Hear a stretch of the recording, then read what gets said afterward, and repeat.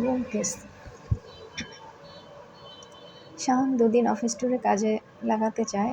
শাওন: বাবা, আমি অফিস ট্যুরে আছি, 3 দিন থাকবো। রমেশ: ঠিক আছে। শাওন যথারীতি ভোরে বাসা থেকে বেরিয়ে যায়। ট্যুর শেষে বাসায় না এসে বাড়ির দিকে নজর রাখে। এই 2-3 দিনের মধ্যে শাওন হাস্যোজ্জ্বল জোনাকির সাথে একটি সুদর্শন যুবককে দেখতে পেল, তার বাবাকে দেখেনি।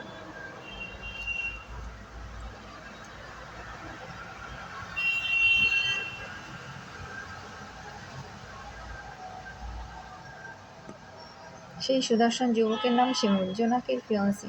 জোনাকির বাসার কাছাকাছি তার বসবাস। তার সম্পর্কে কিছুটা খোঁজ নিতে হচ্ছে। শাওন: এই বাড়িতে বাসা ভাড়া পাওয়া যাবে? বিক্রেতা: ওই বাড়িতে মেয়েদের ম্যাচ, আপনি থাকতে পারবেন না।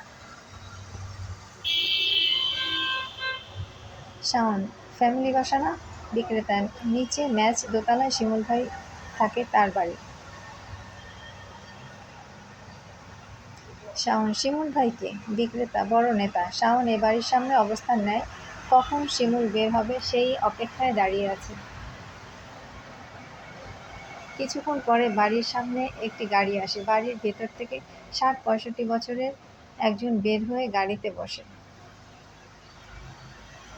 শাওন: ভাই, উনি কে? বিক্রেতা: উনি শিমুল ভাই। শাওন স্ট্যাচু হয়ে যায়। মুহূর্তের মধ্যে গাড়ি পিছন থেকে ফলো করতে করতে গাড়ি শাওনের বাসার সামনে এসে যায়। শাওন ঘরে প্রবেশ করে যা দেখছে তার জন্য সে প্রস্তুত ছিল না। শিমুল রমিজের রূপ ধারণ করছে। তার কণ্ঠস্বরে পরিবর্তন এসেছে, চেহারায় রমিজের ছাপ। শাওন: আপনি কে? শিমুল: আমি তোর বাবা। শাওন: আপনি বাবা না, ছদ্মবেশে কেন এসেছেন? বাবা কোথায়? শিমুল: অ্যাকাউন্ট থেকে টাকা তুলে দে। বাকবিতণ্ডার এক পর্যায়ে শিমুল বলে, শিমুল, তোর বাবাকে আমি মেরে ফেলেছি। শাওন: এখন কোথায় আছে? শিমুল বাসা থেকে বের করে নেওয়ার সময় স্ট্রোক করে মারা যায়। শাওন চুপ হয়ে যায়। এক পর্যায়ে বলে, শাওন, তোকে পুলিশের কাছে দেব। শিমুল দৌড়ে পালানোর সময় বলে, এই দেশে আমি টিটুসা মৃত, আমাকে খুঁজে পাবি না। শাওন: ধরতে পারলে তোর হাজতবাস কেউ ঠেকাতে পারবে না। শাওন বাবার কবর জিয়ারত করে বলে, যদি কখনো সুযোগ আসে শিমুলকে ছেড়ে দেব না।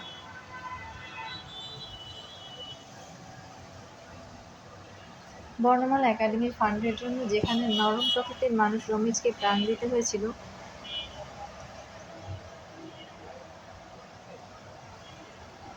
শাওনের সহযোগিতায় টিটুর বাসায় বর্ণমালা একাডেমির প্রশাসনিক কার্যক্রম চলছে।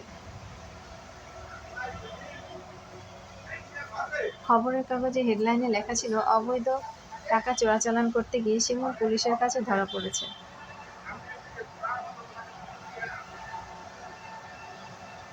শাওনের বাবাকে স্মরণ করে বলে, বাবা আরো 10 বছর আমার সাথে থাকতে পারত, হলো না। কিন্তু জেনে রাখো, পাপ বাপকেও ছাড়ে না। প্রকৃতির বিচার এড়িয়ে যাওয়ার ক্ষমতা শিমুল রাখে না।